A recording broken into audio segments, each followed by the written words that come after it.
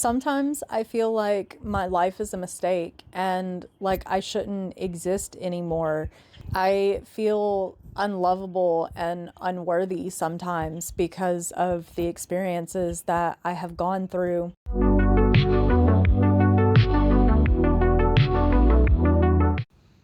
Hello, sweet honeybees, and welcome to the Electric Honey Pot, where energy is the nectar of life.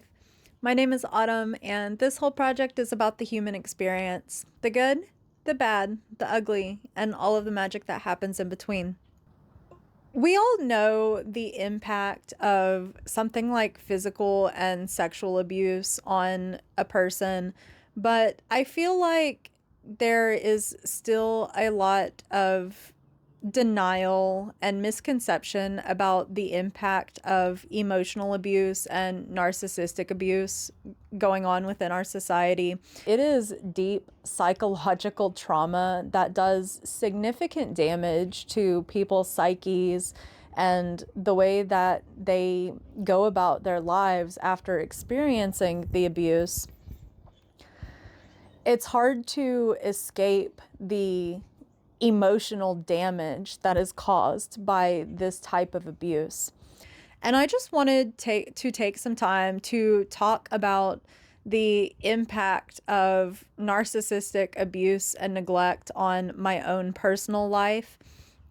I am well aware of the fact that narcissists do not feel remorse for the people along their paths that they impact in negative ways because they don't really have a conscience, as every single thing that they do revolves around maintaining the persona that they present to the world. Narcissists do not have an internal sense of self, and their worth is defined by things outside of them. They need a constant narcissistic supply in order to find any kind of worth or value within themselves, even though all of this is illegitimate worth to begin with, because true worth is knowing your worth on the inside. I understand that I will never receive a genuine apology from a narcissist, my family, for the impact that they have had on my life, not just because some of them are no longer alive and I'm not talking to others, but because narcissists don't care. But this isn't about them. This is for me. I'm sure you've heard of victim impact statements when it comes to the judicial system, when people are found guilty of crimes and those that have been affected by the crimes are allowed to give impact statements stating how the crime has impacted their lives. And that's kind of what I want to do here with this episode, not to live within victimhood, but to reclaim my voice after being scared of talking about my story and what I've been through, and being scared into silence, but to also regain my personal power over the experiences that I have had by telling my story. I know that narcissists will never admit the impact or acknowledge the impact that they have had on my life. So I want to take the time to acknowledge the impact of what I have gone through and how it has affected my life as part of my personal healing journey. Because in order to heal, you have to understand aspects of yourself and aspects of your life. And I have carried a lot of shame, guilt, and blame for a lot of the harmful and toxic behaviors that I have displayed throughout my life. And it's a result of me being a hurt person that was hurting other people because I couldn't look at my upbringing from an observational point yet and understand how that impacted my thoughts, my feelings, and my behaviors. I'm at a point in my healing journey now where I am doing so much reflecting on my life because I am looking to grow as a person. I am hoping to break the cycles of generational abuse and generational trauma that's been going on within my family. I have been diagnosed with major depression, bipolar 2, general anxiety, social anxiety, OCD, ADHD, and complex post-traumatic stress disorder. I, at one point, was also seeing a therapist that was working on a borderline personality disorder diagnosis for me when just a couple of things happened and we ended up falling off with each other. Nothing bad, but it just didn't work out and we stopped seeing each other. I personally feel that the BPD diagnosis is very fitting. I don't really need a therapist to tell me because I understand my mind more than anybody else does. It would have been some validation, you know. And I don't define myself by any of these labels. They just kind of help me understand myself a little bit better. I don't even agree with all of them. My bipolar was diagnosed as bipolar 2 with antisocial tendencies, and I feel like BPD is a more fitting diagnosis than the bipolar 2 with antisocial tendencies. I most definitely display behaviors of someone with BPD, and I relate to a lot of the criteria. Anyway, my upbringing had a very significant impact on my behavior, even as a child. I had emotional outbursts quite a bit, and I would even become destructive of property during these emotional outbursts. Then once it's all over, I'm hit with this deep guilt, shame, and remorse for what I had done. It did continue into my adult years. I have definitely healed out of that aspect of myself over the last couple of years, but up until maybe about four years ago, that was still impacting me. I would bottle my emotions until I got to this explosive rage where I would either take it out on myself or take it out on others. I most definitely participated in self-harm, and I have had several different attempts at ending my life. The self-harm thing, I actually have some massive scars on my arm, and I used to work as an axe throwing coach, and I would have customers come in all the time and ask me if I got them during an axe accident. And then I'd just have to tell them, no, I did that to myself. And then it just gets really awkward. And it's just like, well, why are you pointing out the scars on my arm anyway, when it's really none of your business as a complete stranger? You know, you just made yourself uncomfortable by pointing out something on my body that makes me uncomfortable. I have always felt like a black sheep as a result of my upbringing.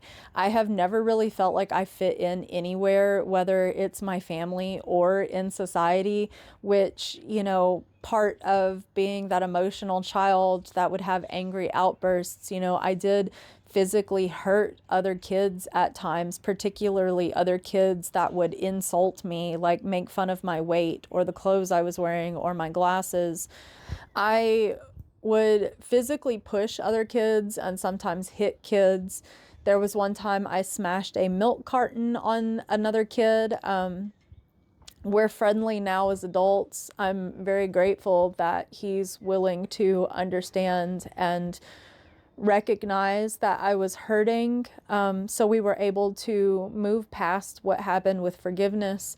I was a hurt child that passed my hurt onto others, even from an early age, not because I wanted to be that child, but because I was a hurt child with a dysfunctional home life and I had no one to turn to. I didn't know, I didn't even fully understand that what I was going through at home was unhealthy. Like, I didn't start having these epiphanies about my upbringing until I hit my adult years.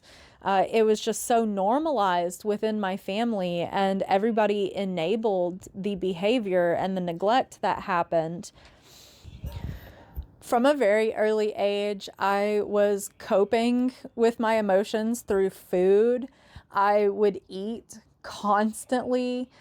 My mom wasn't really around. My sister was older than I was, and food brought good feelings to me. I mean, being overweight as a child didn't bring good feelings, but eating brought happy feelings that I otherwise didn't really have. I felt like no one really liked me. Even when I did have people that would spend time with me, I still felt like no one really liked me. It didn't really matter what anyone said to me. I just had this feeling that everybody secretly hates me, no matter what they're telling me. I was a very lonely child, to be honest.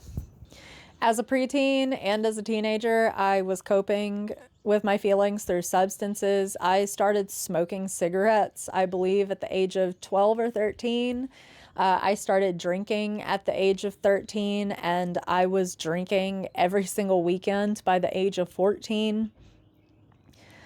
I was also abusing my stepdad's prescription medications, anything to escape my reality, because I was just so miserable with my reality that I did not care anymore. I did not want to be present, so I abused his medications. I would also miss school a lot. I would wake up in the morning with intentions to go to school, and then as I start getting ready, I just start having full mental breakdowns. And most mornings during high school, I would lock myself in my bathroom, crying hysterically, and my parents would try to get me to come out sometimes. Other times they didn't try at all. And I would just tell them that I can't do it today. I can't pull myself together. On some days when I was able to get myself into the car to head to the school, my stepdad would pull up to the high school with me, and I would just start having a mental breakdown, crying hysterically, and he would turn around in the parking lot and take me home. As all of this got worse, I had my first attempt at ending my life, and I ended up going to a residential facility after that, which only confirmed my feelings that my family didn't actually love me and my family didn't want me, that they only saw me as a problem, which, I had felt like my family didn't want me because I was the black sheep. I was the black sheep because I was the openly sick child within a sick family that wanted that to be kept a secret. I was displaying that there was a problem and dysfunction within our family, and all of that blame just fell on me, how I'm just the problem child, instead of adults actually acknowledging that, hey, maybe there is some kind of problem within our family that is causing these behaviors. When I got out of that residential facility, I spiraled even further. In fact, I don't recall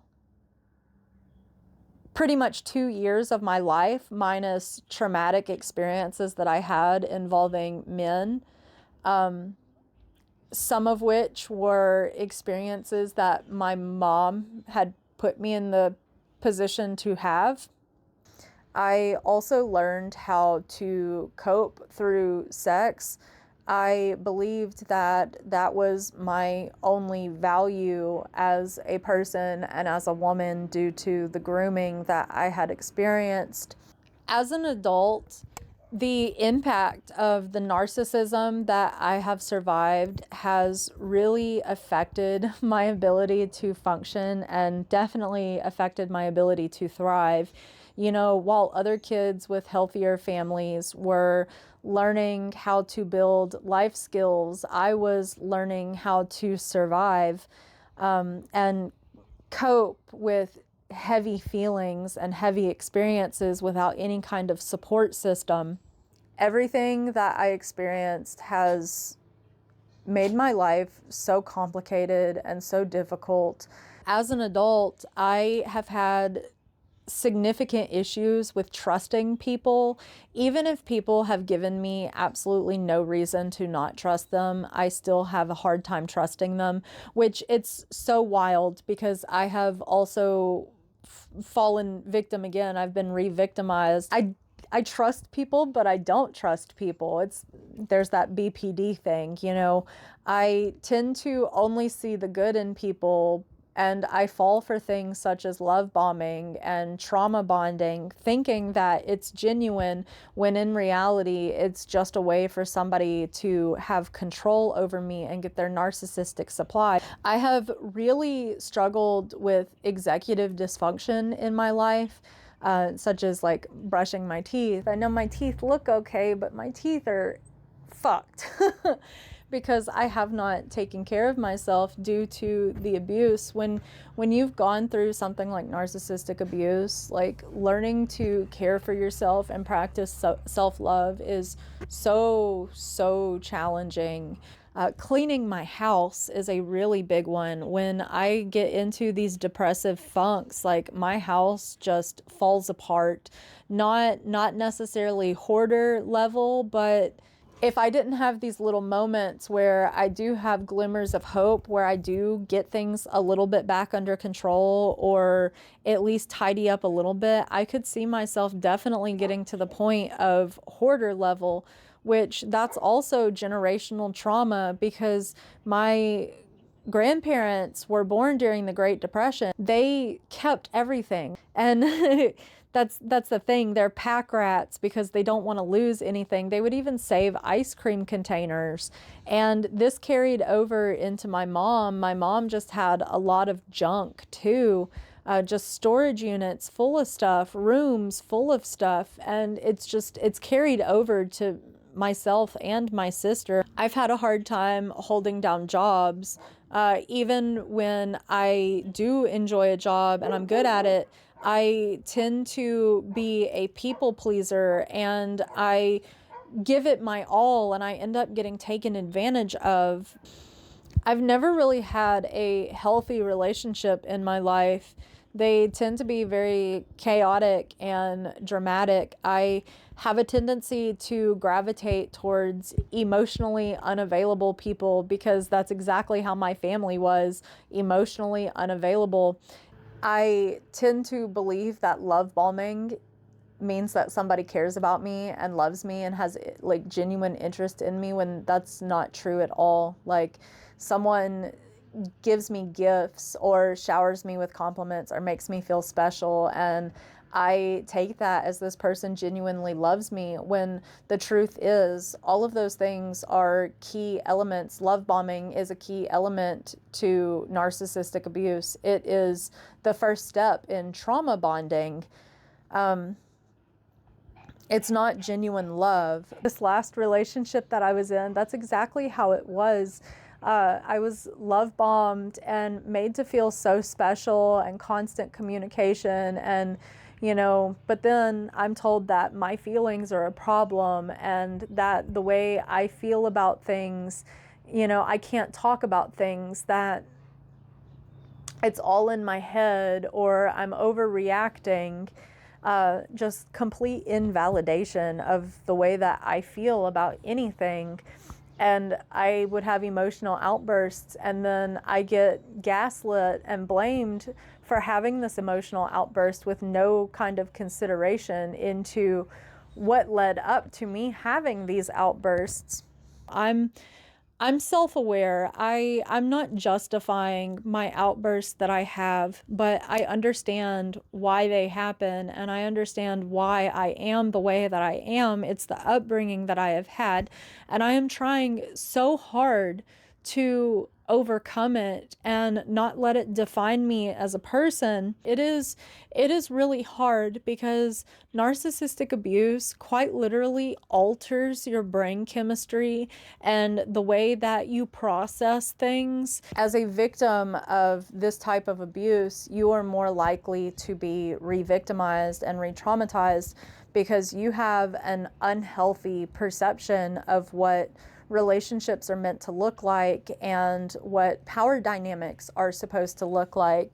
And I have found myself time and time again repeating the cycle. When it comes to trauma, you don't ever fully get rid of it. You know, healing is a lifelong process, and sometimes there can be re-traumatization or triggers that bring it back up. The whole point of healing is just learning how to cope and manage it better, and how to not be as affected by potential triggers. Avoiding re-traumatization is a very, very important part of healing and staying on the healing journey, because re-traumatization can unravel all of the healing work that you have done on yourself and exacerbate symptoms that you may have previously overcome. I have recently gone through re-traumatization within a life coaching program. I'm going to be posting a video about that, talking about how it happened and the impact that it's had on my life. But I want to touch briefly on that because it has been re-traumatizing to me while I'm still trying to heal from other trauma. And it exacerbated the trauma that I'm trying to heal from. And I've been having dissociation again. I have been having crying spells. Like, I cry hysterically some days. Sometimes I feel like my life is a mistake and like I shouldn't exist anymore. I feel unlovable and unworthy sometimes because of the experiences that I have gone through.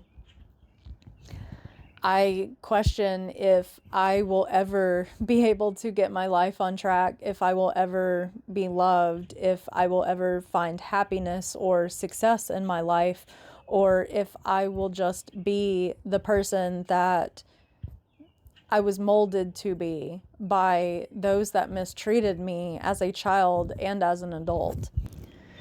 I'm talking about all of this now because abusers want their victims, the survivors of their abuse, to be silent about the experiences that they've had. The survivors being silent is exactly how the abusers get away with abusing others, because others remain in the dark about what to look out for or about the impact of it all.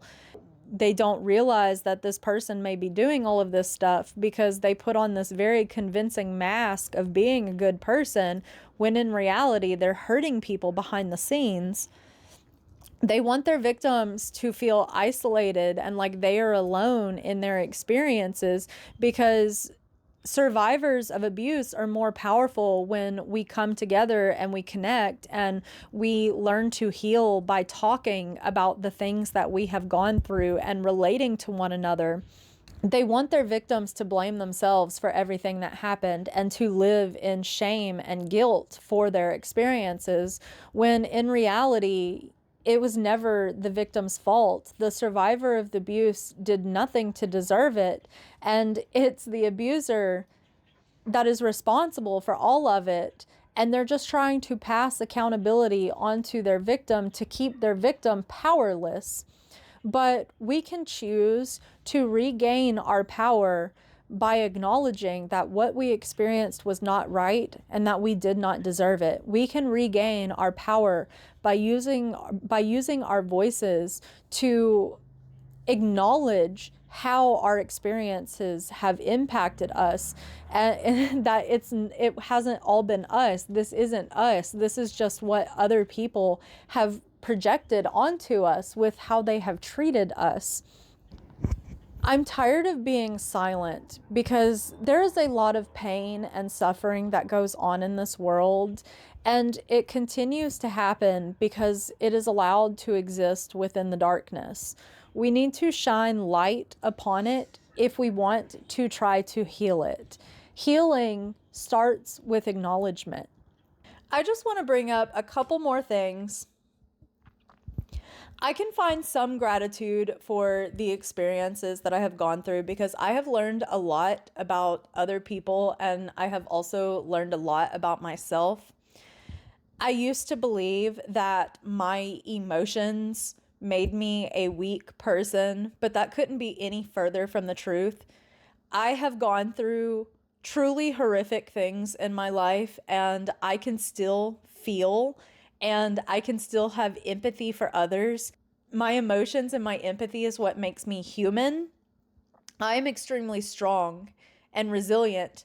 I am so tired of people implying that there is something wrong for me being upset and angry about the experiences that I had as a child and a teenager. It is completely normal for me to feel those emotions. I am grieving the loss of my innocence. Those emotions have their place in this world. Those emotions are catalysts towards creating change. There are still children out there that are going through experiences like mine and worse. And the fact that I can feel angry and sad about that shows the content of my heart. I should not have been placed in survival mode as a child. Children are meant to be protected, and it is totally okay to be upset about the state of our society and how commonplace experiences like my own are. Well, that's what I've got.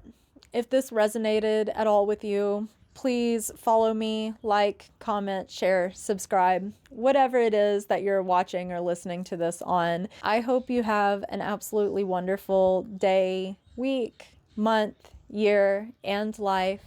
Stay blessed. Stay curious. I love you. You are worthy. Thank you.